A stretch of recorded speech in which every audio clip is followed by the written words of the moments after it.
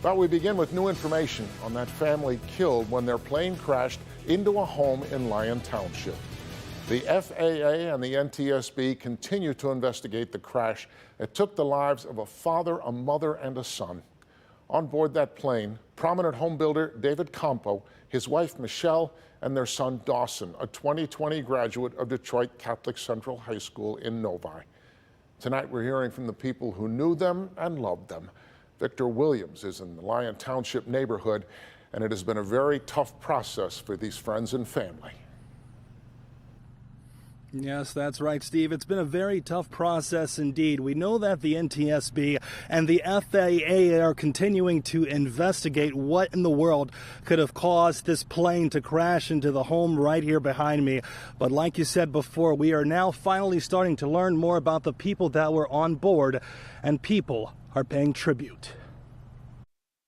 Those who knew David Campo, his wife Michelle, and their son Dawson continue to mourn the death of a family that met a dark and sudden fate. He was an amazing family man.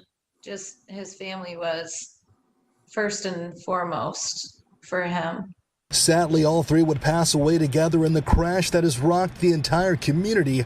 Saturday evening, the single-engine Piper PA-24 plane came plowing into this Lyon Township home. Many still questioning what could have went wrong.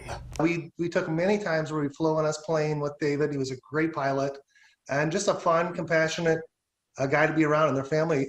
While David was also the president of the Home Builders Association of Southeastern Michigan, his 18-year-old son was preparing for a golden future and was highly involved in the Eagle Scouts. And I was the Eagle advisor in the troop, so I had the opportunity to spend a lot of time with Dawson.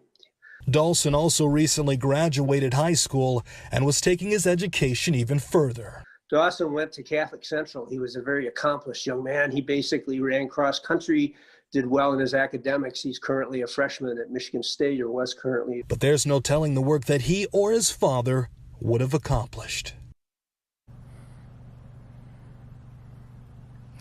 Now, there's still a lot of unanswered questions still about what happened here. Where was the plane going? Where did they take off from?